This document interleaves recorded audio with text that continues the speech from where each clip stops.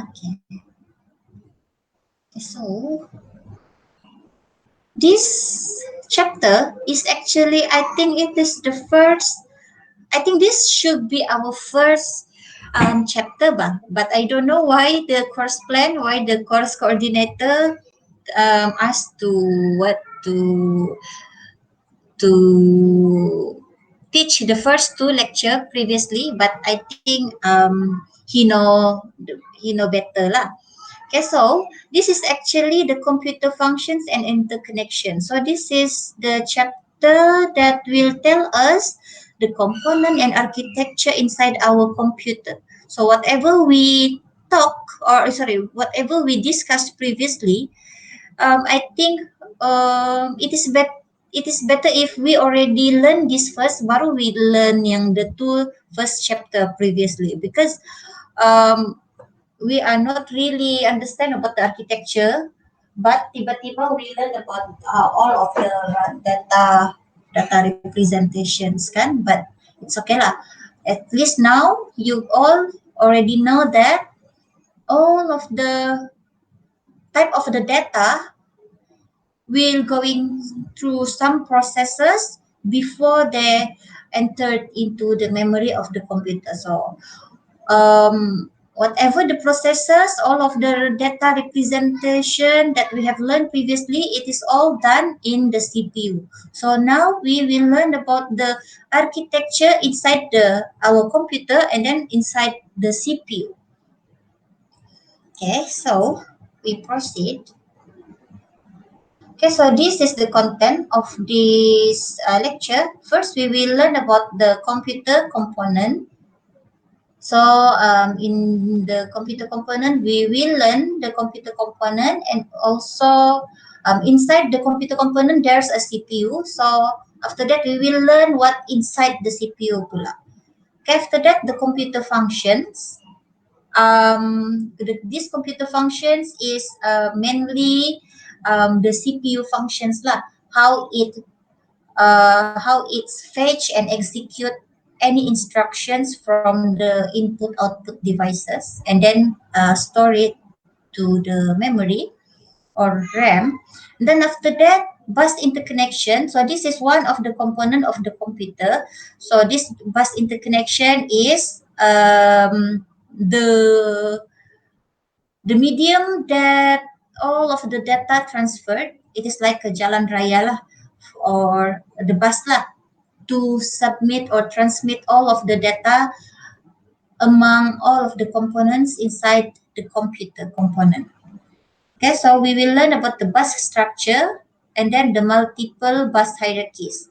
And then after that, we will learn the two types of CPU architecture. So this is the two type of CPU architecture. So we will learn that later. Okay, so we proceed. We proceed to the computer component. Okay, so this is the abstraction of the computer component, meaning the top level or the outline of your computer. So your computer is consisting of these four main components, which is the CPU, and then the main memory. This main memory is referring to the RAM. And then the system bus. System bus is the medium to transmit all of the data. And then the input and output. So this is the input and output, meaning this is the component that will connect our computer with the input and output devices. For example, your mouse lah, your printer. Okay, so inside the CPU, there are 4 main components, which is the registers. This registers is the temporary storage inside the CPU, and then CU control unit, and then ALU is the arithmetic logical unit. So in CPU also it has its own internal bus that will connect all of these internal component of CPU. So we proceed to the CPU, the first component of computer, which is the brain of your computer. So this CPU controls the operations of the computer and performs its data processing functions. So this is the main function of CPU. Okay, so for the main memory, it is temporary storage of code and data. So this is RAM. So when it is saying memory, so it is referring to the RAM. It is not the your hard disk. Okay. Um, I/O, which is the input output. So this input output components moves data between the computer and its external environment. So any data that is inputted or outputted from your computer will go through input output component inside your computer. So after that, the system interconnection. This system interconnection is the bus. Okay, so this system interconnection is the mechanism or the medium that provide the communications among the CPU, among the CPU, main memory, and the input-output devices lah. In short, it is the medium to connect all of the components inside the computer. Okay, so the example is the system bus. Okay, so we are going into deep inside the CPU component. So in the CPU components, like our previous diagram, so there's a control unit. So this control unit responsible to control the operations of the CPU and hence the computer. Okay, so there's also a part which is the arithmetic logic or ALU. So it performs the computer's data processing function. Okay, so all of the lecture we have previously, all of the data representations, it is mainly done here lah. So I mean, whatever your additional multiplications, addition of your arithmetic is done here. Okay, so another component inside the CPU is the register. So these registers provide the storage internal to the CPU. It is a temporary also lah. Okay. After that, the CPU interconnection. So this is the internal medium of internal mechanism that provide for communications among the all of the components inside the CPU. So the example is the CPU internal bus. Okay, so this is the diagram of the CPU. Oh, sorry, the computer. Okay, we will have the RAM here. So this RAM, each of the RAM actually containing. So remember, in the RAM, it is already all of your data, your instruction, any of your applications are all stored in this memory, in this memory, and then it is stored in binary form. And then there's the system bus, and then this is the CPU, and then this is the input output module. So in this input output module, there's a buffer. So this is the place where the instruction are waiting to be executed before it is transferred to the CPU. And then there's a register here. In the register, there's another part here. Each of this part having its own responsibility. So there's a ALU here and then the control unit. And then this is the system bus. So inside these registers, inside this CPU also there's a system bus.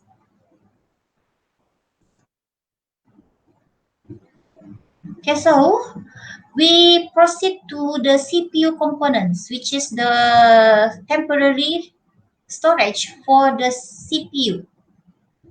So, um, uh, to be easy, To make it easy, I will display it side by side.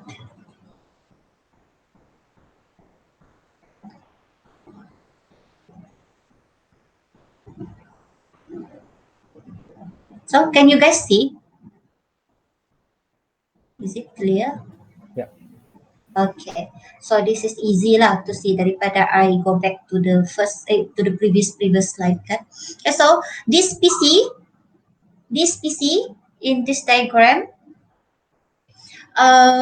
it's responsible to restore the address of the next instruction, and then the this IR will stores the instruction to be executed, the current instruction to be executed.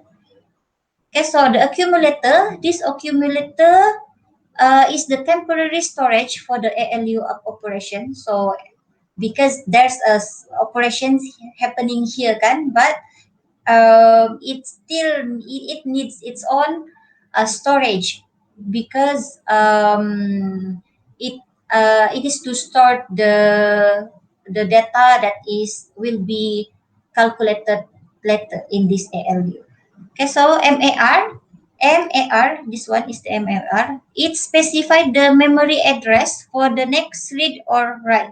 So it only stores the address of the RAM that will be next to be read or to be written.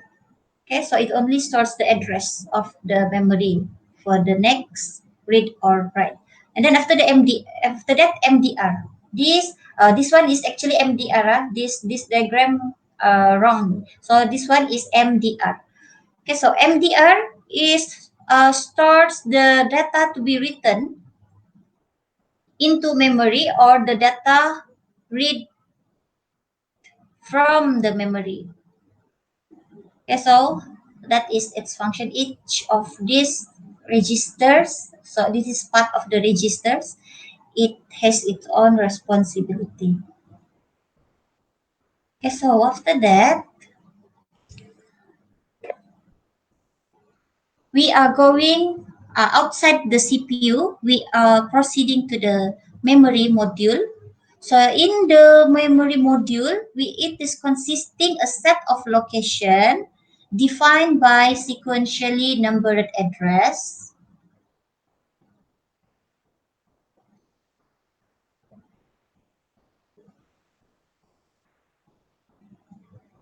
Okay, so this is the main memory. So when we zoom in our RAM, it is actually looking like this. It will contain each of the RAM will have this structure. So it consists of a set of location defined by sequentially numbered address. So it will have its index. Each of this location will have its own index or will have its own physical address, and then it will stores binary number. So any, like I said just now, any applications, your data, your video, your anything lah, your data or the applications to kan will be stored as a binary number inside the RAM. Okay, so for I/O module, it's responsible to transfer data from external device to CPU and memory, and vice versa. So um, it will transfer the data it received from the user via the keyboard, the input output devices lah, and then it will transfer that data to the CPU and memory, and then also from the memory and CPU to the input output devices. Okay, so it contains internal buffers for temporarily holding data until they can be sent on. Okay, so like I said just now, these buffers is responsible to the holding data temporarily until they can be sent on. Okay, so the computer functions. We are now proceeding to the computer functions, how it is functioning. Okay, so computer functions in four steps of cycle. So we call this process is a S fetch execute instruction cycle or machine cycle. Okay, so this step performed by CPU for each machine language instructions received. Okay, so this is the step that will be done for each of the machine language instruction that the CPU receive. So it consists of four-step cycle, which is fetch, decode, execute, and store. Okay, so these two process is under fetch phase, and then the execute and store under execute phase. Okay, so fetch will retrieve the instructions from the memory. Beta.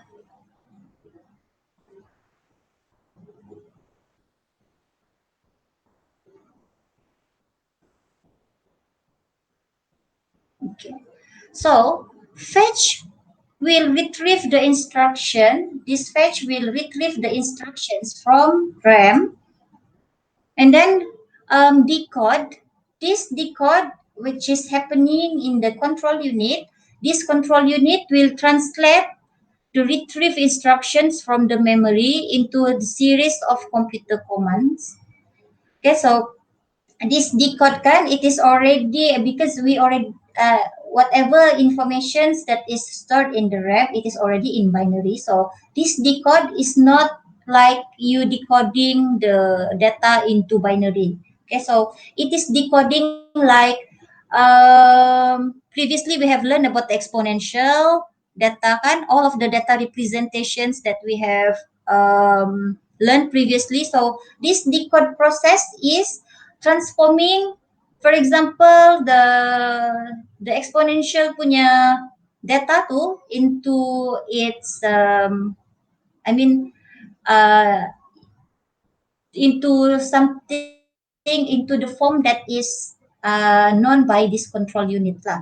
Okay, so that is the decode mean. Okay, after that the execute is happening in the ALU part in CPU. So it execute the computer commands. After that, it's the stores. It will store again into the memory or RAM. Okay, so this is the fetch phase, which is the fetch and decode previously. Okay, so the process happened during the fetch phase is the processor will fetch the instruction from the memory location pointed by PC. So if you remember the PC is the part in our register that hold the address of the next instruction to fetch. Okay, so um, the fetch phase will start with getting the instructions from the PC. Sorry, from the memory location that is pointed by PC. After that, the instruction will be loaded into the IR. Um, so the IR is the IR is the IR is the part of register that stores the instruction to be executed. Okay, so after the instruction loaded into IR, the instruction combine bits that specify the action to be taken. And then it will increment the PC because this PC will hold the address of the next instructions. Kan? So when it increment the PC, meaning this PC will get the latest or the latest address to be fetched later. After that, the execution phase Okay, the execution phase, which is the execute and store. Okay, so the process happen is processor will de sorry the processor decodes and interprets the instructions and perform the required actions. So this is the what is actually happen during the executions. Either it is based on the instructions lah. So the operation that can happen inside the executions phase is um, the data transfer between CPU and the main memory, which is the operations between processor and memory. Okay, so after that, it can be operation or executions of data transfer between processor and input and output module, and then also the data processing inside the arithmetic or logical operations. And then after that, the control, meaning this is the process of controlling the alterations of the sequence of the alterations of sequence of the executions. Okay, so this JMP example is JMP. JMP is actually a command in assembly language. So we will learn about this JMP later in assembly language. Okay, so this is the example of assembly language. Okay, so this is the example of how to load the instruction for fetch and execute steps. So we will learn this later in assembly language. So this is the example of the add instruction for fetch and execute steps. Okay, so this is the example how to store the instructions in the fetch and execution step. Okay, so we proceed to the bus. Proceed to the bus. Okay. So this bus, before we proceed, I have found a video. You can watch that video first. Huh? Okay. I have pasted it in our chat. It is said that computers are digital Okay. cities, various devices working together to function as one unit. Unlike cities, which require roads for transportation, computers use pathways to transmit information between components. In the early days of computers, parts, like the CPU and the RAM, were not contained within a single IC board. They were mostly separated in individual cabinets. Information traveled from one cabinet to another by bundles of wires called a bus bar, which later became to be known as a bus. There are two main designs of a computer bus. It can consist of one or multiple lanes.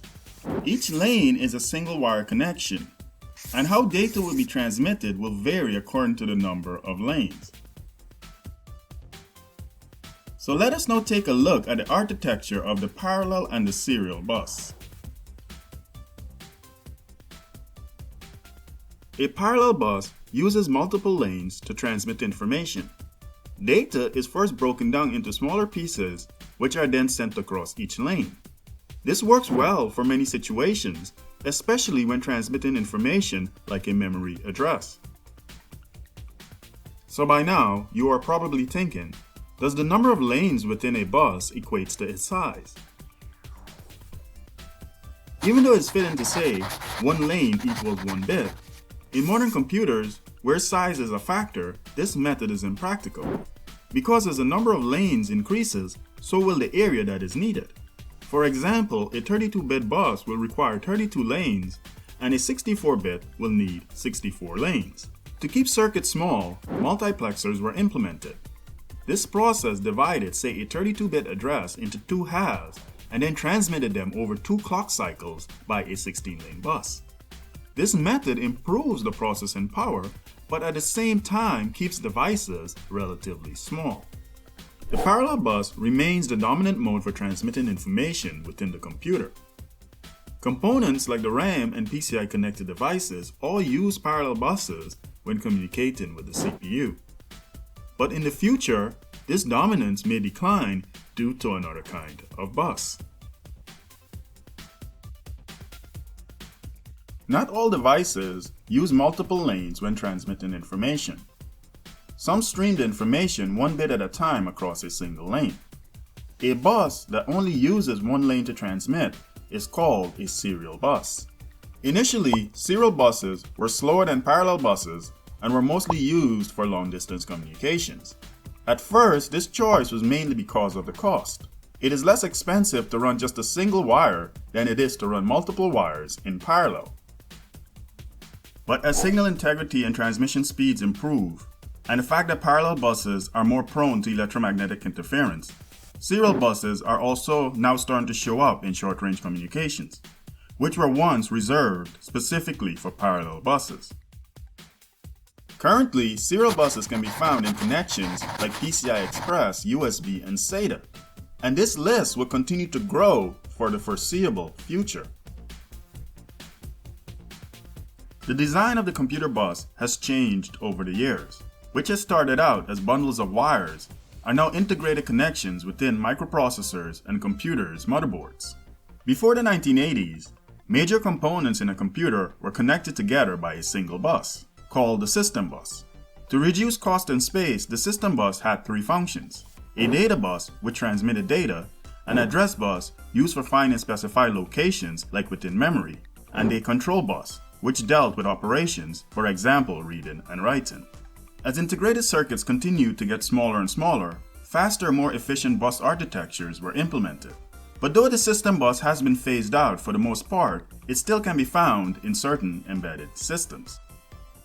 By the mid-1980s, CPUs started to use the North Bridge and the South Bridge, also known as a chipset, to communicate with components. This arrangement gave certain components priority over others. The North Bridge was connected directly to the CPU by the front-side bus, also known as the FSB. High-speed components which required the highest priority, like the RAM and the video card, were connected by their individual buses to the North Bridge. The South Bridge, on the other hand, dealt with the slower or lower priority connections, like USB, SATA, and Ethernet. This can be illustrated by the fact that the South Bridge was not directly connected to the CPU, but instead was connected to the North Bridge by the internal bus. The arrangement, of most the least importance, made systems more efficient and much faster. So buses are important to computers as roads are to cities. Their presence creates a unified environment that can function as a single unit. And as systems continue to evolve, so will the architecture of the bus. And that's all for now. For more tech videos, subscribe to the channel, and as always, thank you for watching.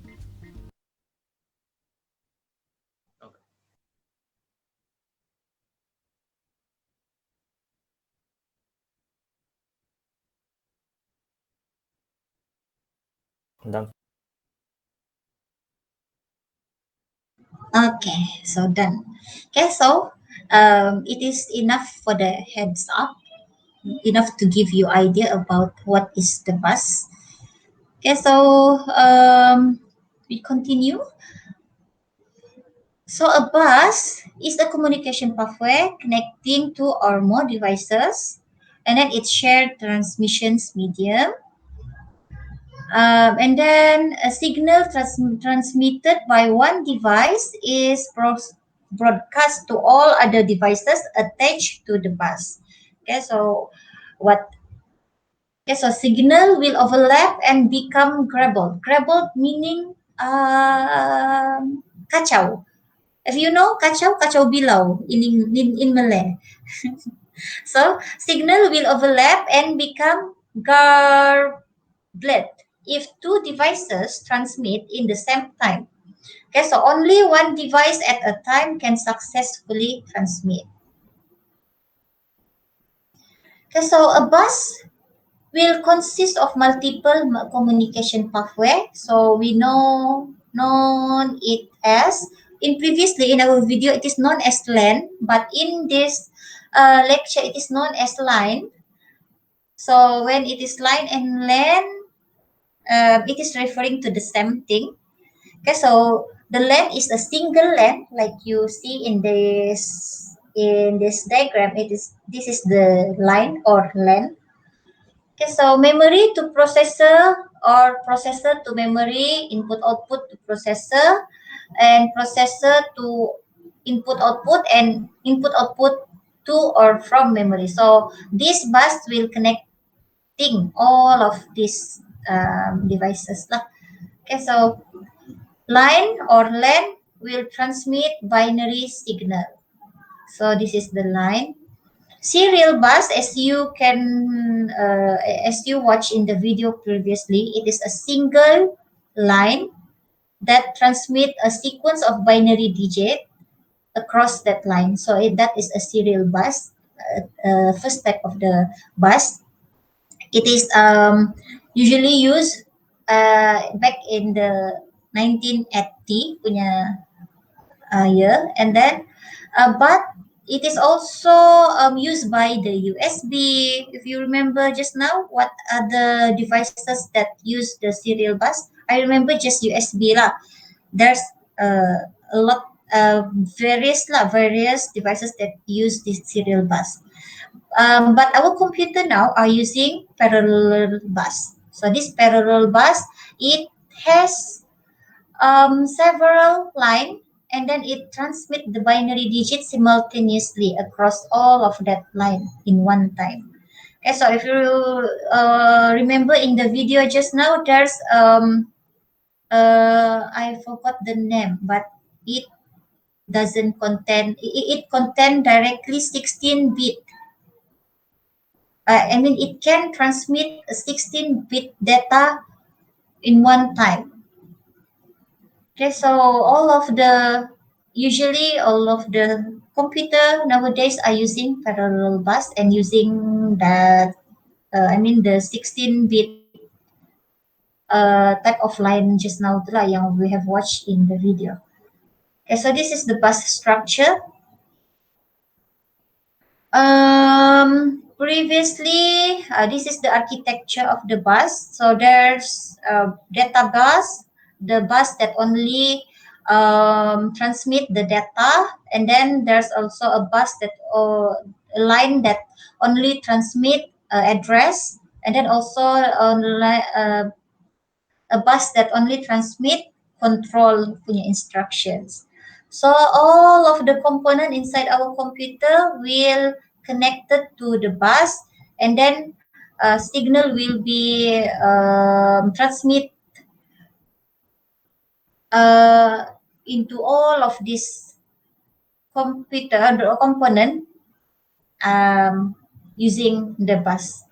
Okay, so they are all connected within the they are all connected using the bus.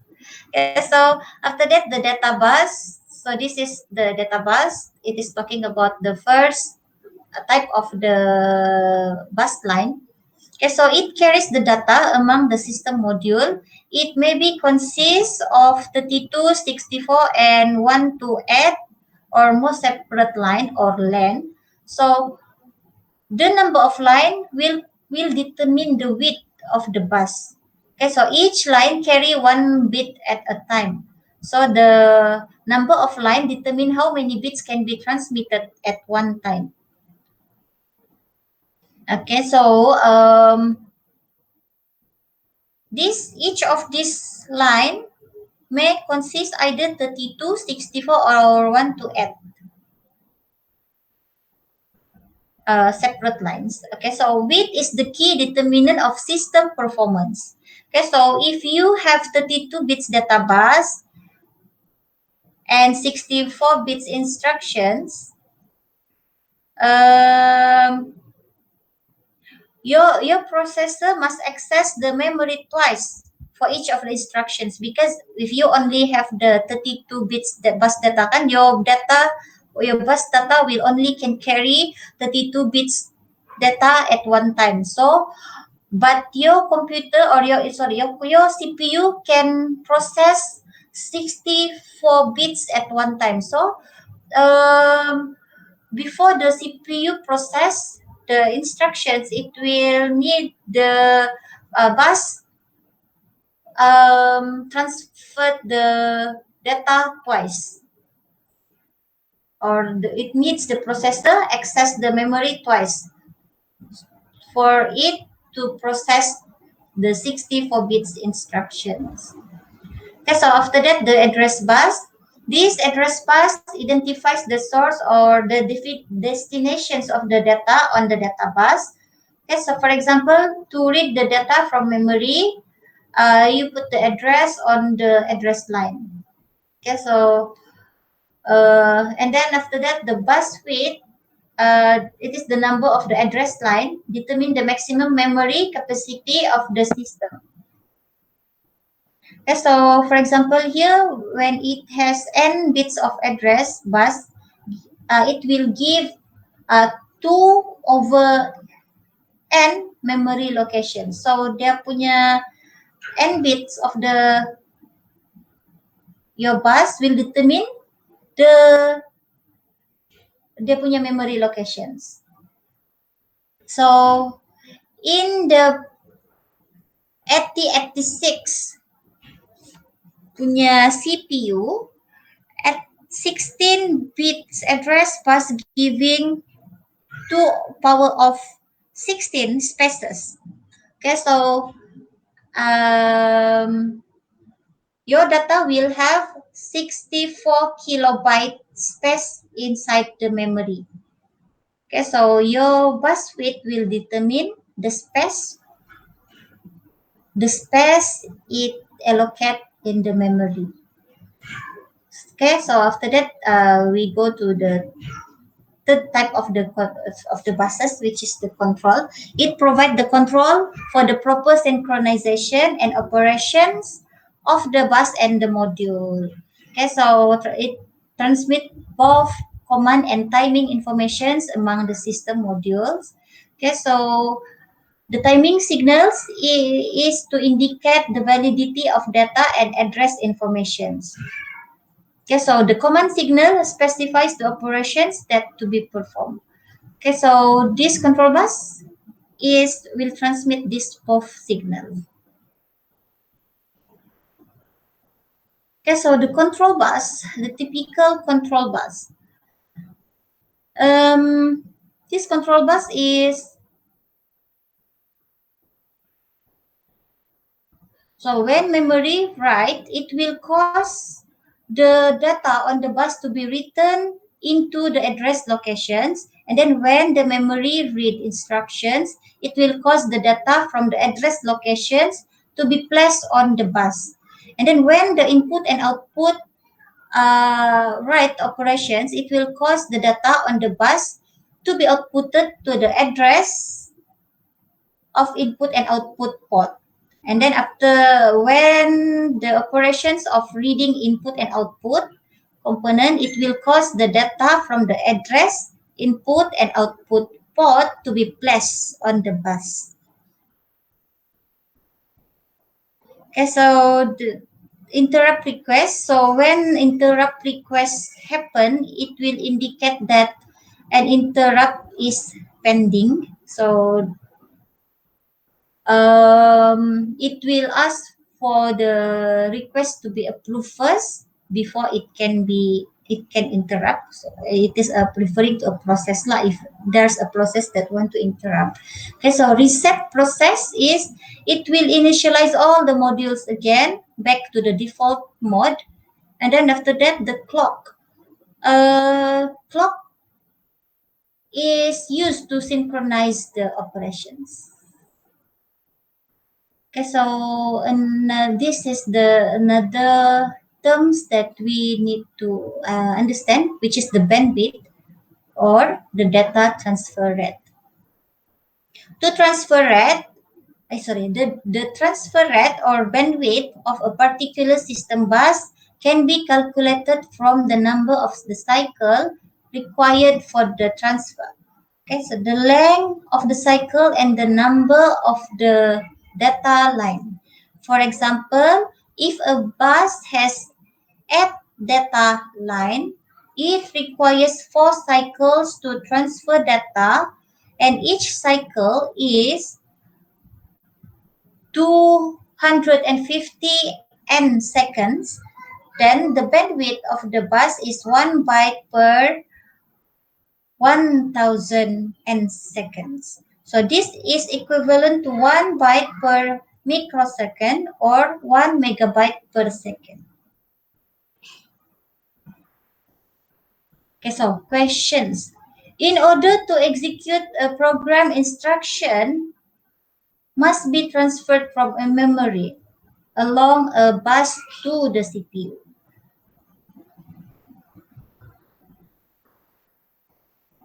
Okay, so if the bus has 8 data lines, at most 1 8-bit byte can be transferred at a time.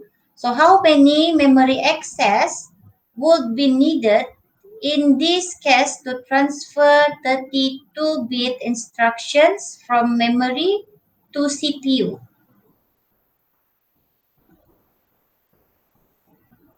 So how many memory access will be needed in this case to transfer?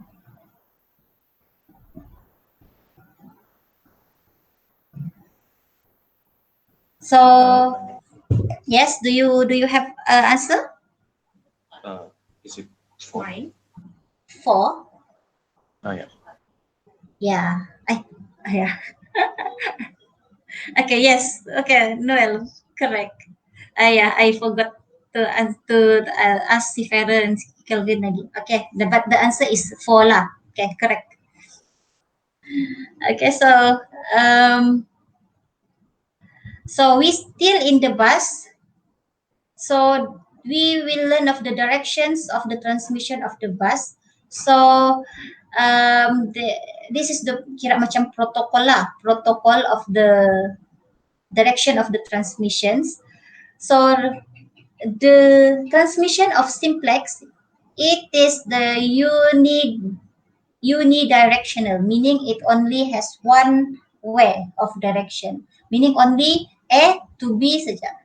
Okay, so if half duplex, it is bidirectional, meaning you can transmit in both way, A to B, B to A, but one direction at the time. Only when A is happening, when A to B is happening, B to A cannot be didn't happen lah. Meaning it is or saja. I mean, yeah, when it transmit the data A to B, B to A cannot transmit the data also. Okay, but for the full duplex, it is bidirectional but and simultaneous. So A to B can transmit data in the same time B to A also can transmit data. So interconnection method, we are still in the bus. So there's a interconnection method we call point to point. Okay, so a bus carries signals from a specific source to a specific destination. Okay, so for example, the cable that connect the computer serial port to a printer. So it is called as point to point.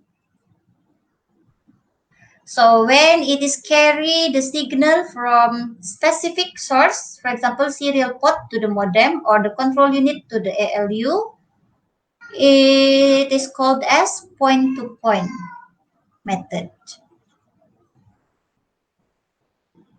And then the multi-point. So another interconnection method is multi-point bus, which is a bus can connect several points together. And then the signal produced by a source on the bus are broadcast to every other point on the bus. For example, the Ethernet. So this Ethernet will broadcast all of the signal, and then all of these component, either computer and printer, or the component inside your computer can also have a multi-point method lah. So it this in this using this method, it will broadcast at one time, so every component will get the signal. Okay, so point to point usually used for the specific source to a specific destinations, like I said just now lah. Okay, but for the multi-point bus, it will be used to connect or to broadcast all the data to all the computer or devices that connected in using one bus, and then or the component inside your computer. Okay, so there are different type of buses. There are external CPU bus. It is called as expansion bus. And then there are also very old types of buses, which is ISA, AGP. This is previously used by SAMCAD. And then this AGP bus is used by advanced graphic board. It is used for video card lah. Okay, so this is the legacy or all type of buses. Usually legacy is no longer used nowadays currently. Okay, so after that there's also IDE bus, which is intelligent drive electronic. It is the bus that used in disk drive. And then the PCI bus, which is the peripheral component interconnect. So there's a two version, 32 and 64-bit, and then slow. It is slow, but it is replacing ISA because this is already a legacy. And then PCI Express. I think this PCI Express, it is another version of PCI, this one. And then the USB bus, Universal Serial Bus. So it is a hot swap, plug and unplug, and is slowly wiping out PS2 port. Okay, so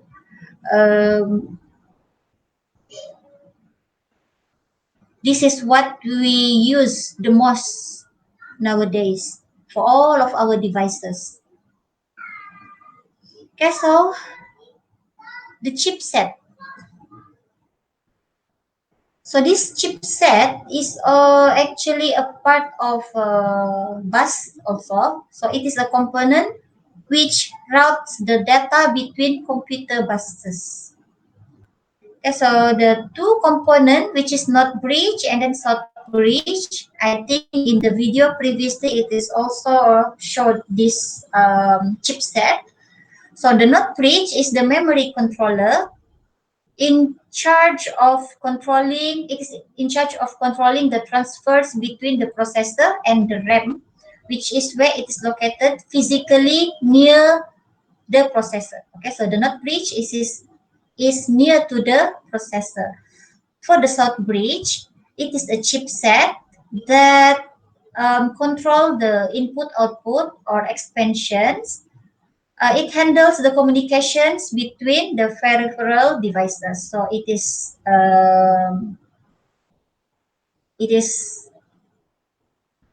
far away from the processor lah, because it controls the peripheral devices. Okay, so this is the chipset, the diagram for the chipset. The not bridge, it is near to the CPU, so it can also it is it is near to CPU lah. It is not inside the CPU. It is just near to the CPU. So we have this PCI bus. Okay, so the South Bridge chipset is connecting all of the all of the input output devices or all of the peripheral devices.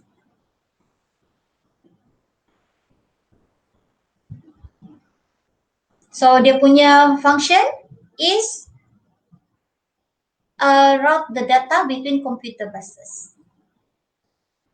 And then the North Bridge and the South Bridge, it has its own individual function also lah. Okay, so which is, I think it is repeating. I am repeating the data. I'm repeating myself. Okay, so problem found for a single bus. I think in the video just now also have mentioned about the problem of using single bus. Okay, so the more devices attached to the bus, the greater the bus length. Okay, so it can produce propagation delay because this propagation delay determines the time it takes for the devices to coordinate the use of the bus. So it will affect the performance because when the bus length is bertambah panjang, increasing, it will take more time to coordinate the device to the bus. Okay, so after that, it also can cause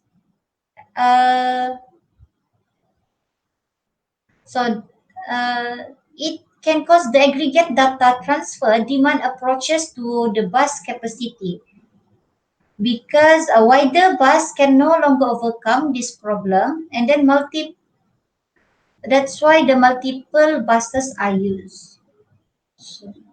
So this is the traditional bus architecture, which it used a single bus. Okay, so it is all using the single bus. So this is the modern bus architecture, which is it using the multiple bus. Multiple. Wait,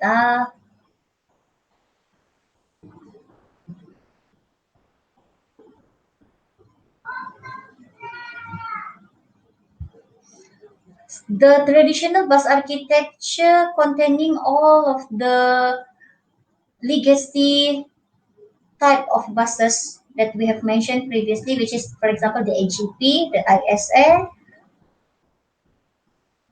Okay, so it also using expansion bus, and then I am looking at the difference. Modern bus architecture, it no longer use all of the legacy punya type of the bus.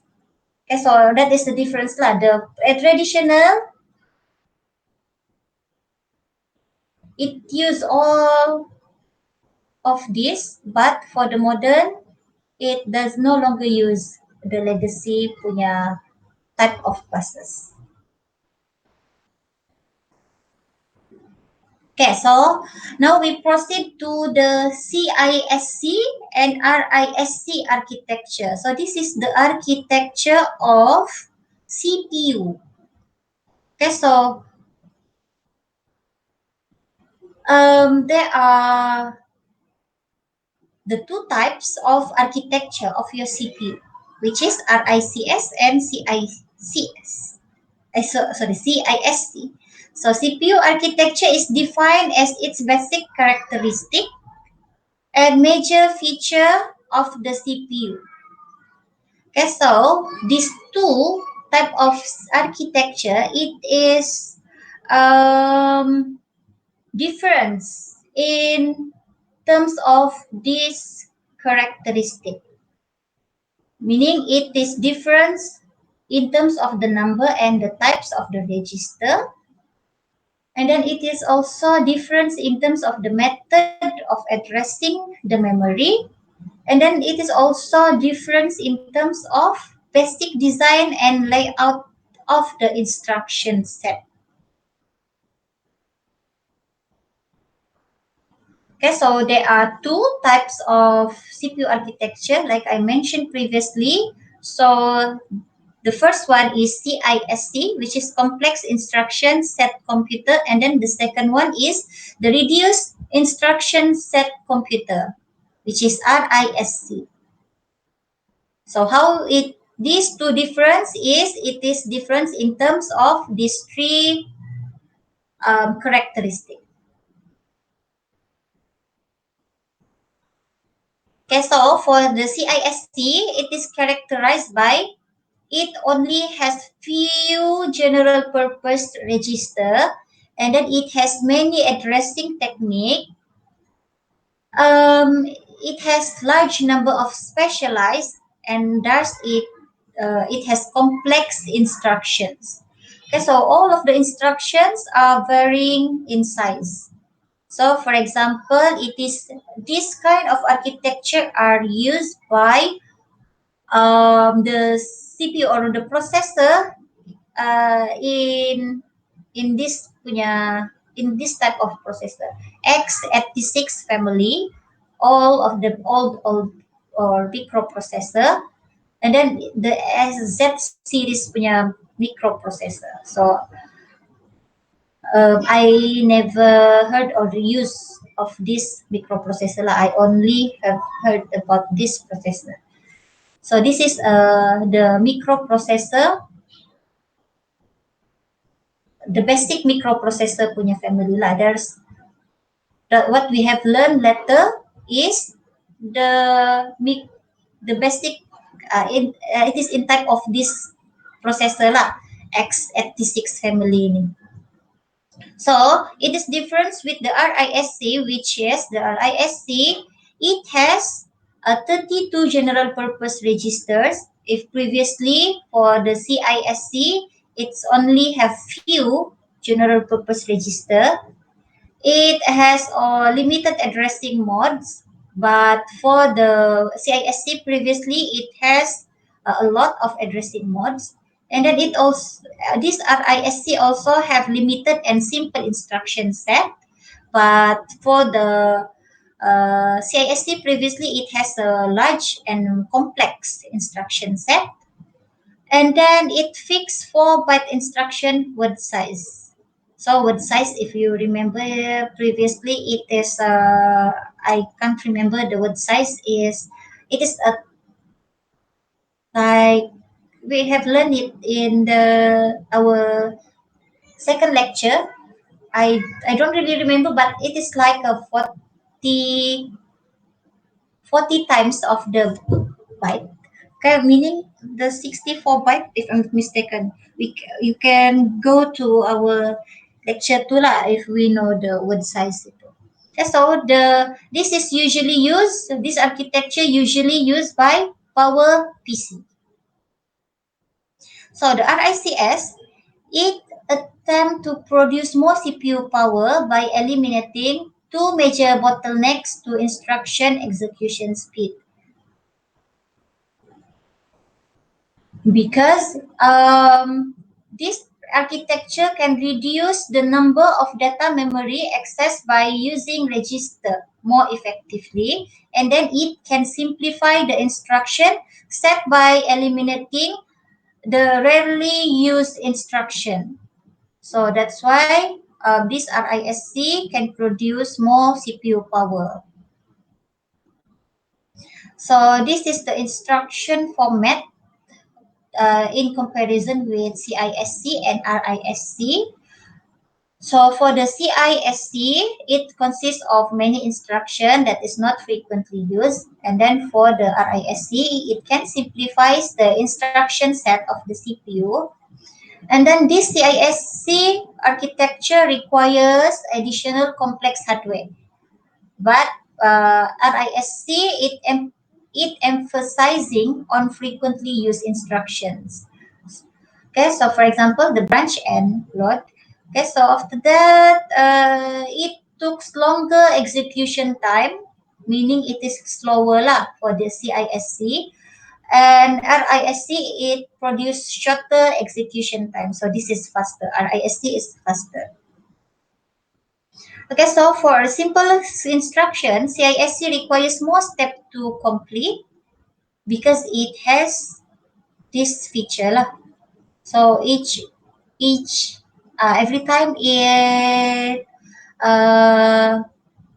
process even simple instruction, it also require time lah, longer time because of this feature. And then for the RISC,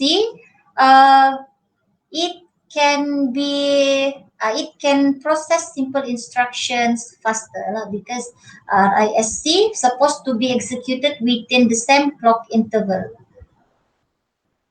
So this is the comparison of the processing inside the CISC and RISC. Okay, so when there's instruction, one instruction for the CISC, it took several steps to to complete that instruction, and then when there's instruction 2, it also will loop or will repeat the same step for the instructions 2. So it will take a lot of time, but for the RISC, in one time, it can directly process more than one instruction. So, of course, RISC is better in processing. So this is the main 5 feature of RISC that is RISC has advantage lah over CISC. Okay, so the first feature is RISC limited and simple instruction set, so it can be executed faster at high clock speed, and then it doesn't need or it doesn't require complex hardware. Compared to the CISC, it is the opposite of this.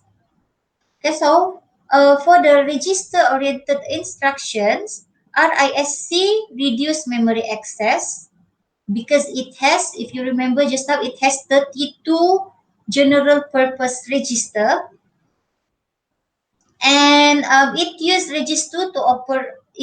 registers to operate or hold frequently. It use the register to operate or hold the frequently used. This is used ini ya, tinggal dia punya e. Okay, the frequently used instructions except for the load and store. Okay, so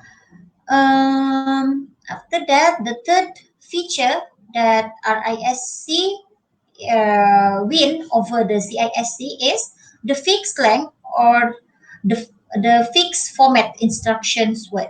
Okay, so it is easy to identify because it uses this fixed length or fixed format of the instructions word. So it can be easy. It is easier to be identified, and then it can be fetched and decoded independently. Okay, so another feature is limited addressing mode. Okay, so limited addressing mode, it has this feature. So it provides the single address mode, and then it can speed up instructions executions because when the instruction executed, it only referring to the single address mode. It is opposite with the CISC lah, because CISC have multiple address mode. Okay, so after that, a large bank of register. Because this RISC has, like I said just now, it has 32 general purpose register, so it can reduce the memory access. Okay, so finish. Do you guys have any questions? No. No. Uh, okay, so um, how about your assignment? Did you start it? The first task should be submitted on week 7, kan? Have you read it? Already read it, but doesn't it like a code need to do? Yeah. The assignment will require you all to code in assembly language. That's why, if I'm not mistaken, the first part is for you to propose a system, kan? A system that has some calculations. Wait, we open the assignment first. I just received it on last week. So yeah, memang the assignment should be given on week 3 lah. The assignment is here. Hmm. Okay, for the task 1, you guys need to propose a system. Your system must have some arithmetic computation. So your first task is you just need to write a proposal lah. So this proposal should including this, should containing this, or should consisting this. The system introduction, system functionality and the module, and then the flow chart, and then the user manual guideline or how to use that system. Okay, so your report should follow all of this format. After that, the task 2, it will allocate 60 marks for your from your assignment punya marks. Okay, so you need to do the system development lah, using assembly language that we will learn later. So, yang here, it is important for you to choose some of this to choose the system that has the arithmetic computation. So for example here lah, dia sudah bagi sini the sample. So you all have read this assignment lah, kan? You all in one group itu, because this assignment require 2 until 3 students. So you all in one group lah. Okay? Okay kan? Fahamkah the assignment? Okay. Okay, so I think what you can do start from this week is you need to, in this week, you guys already need to find, each of you need to find one example of the system, and then you guys after you find it, you discuss which system that you think the best to be proposed to me.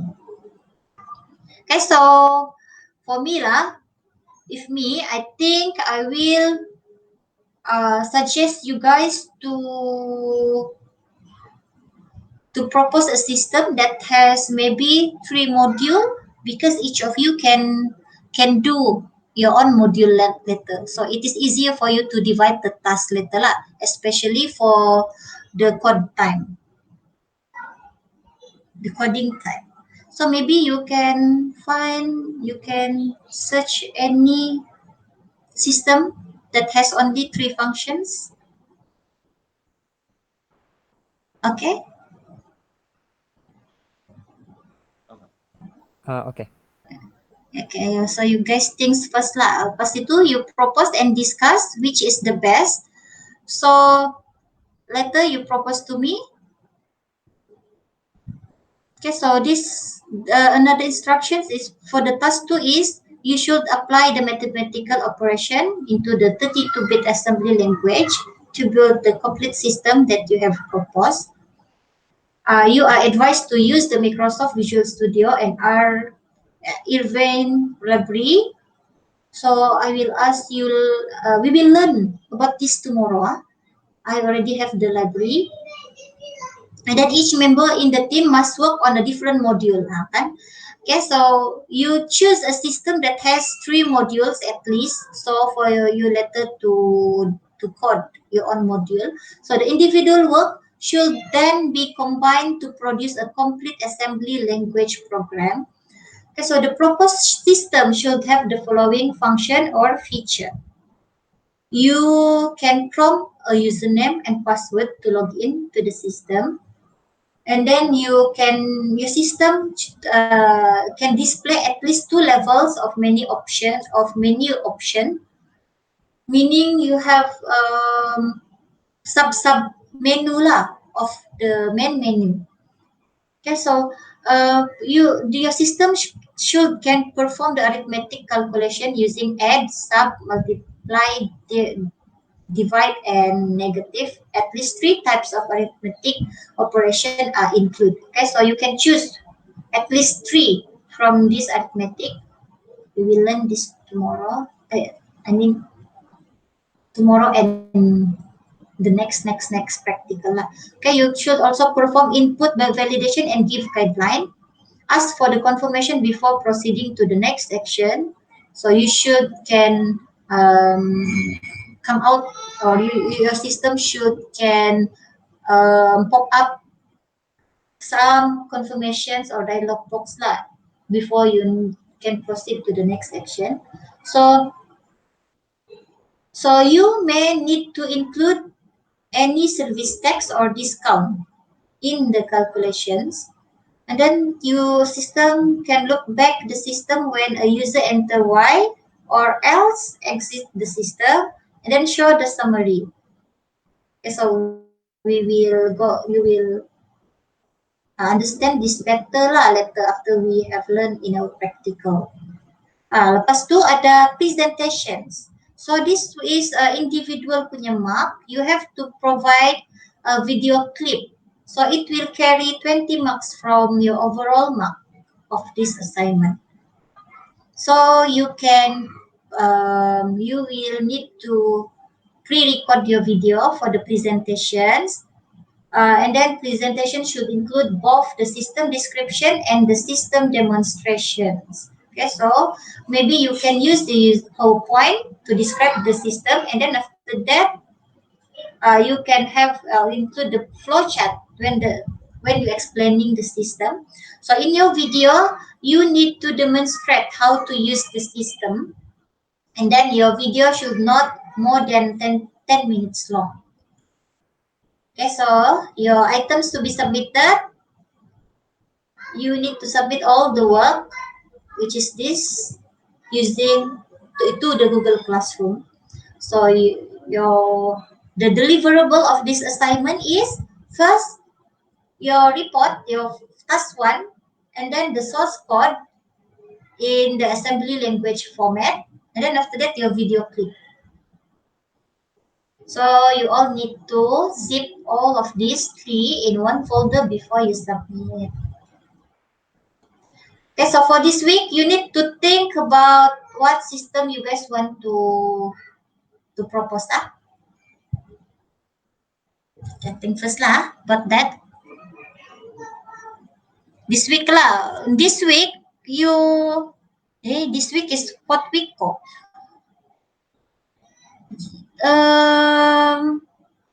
And then it should be wait. Oh yeah lah. This week you can still find or think about a system, because the task 1 is should be submit on week 7 lah, Friday. Okay. Okay.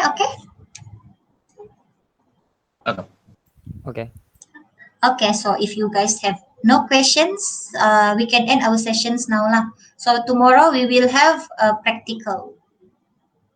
Okay, bye. Okay, Miss. Thank you. Okay. Okay, Thank you, Miss. welcome.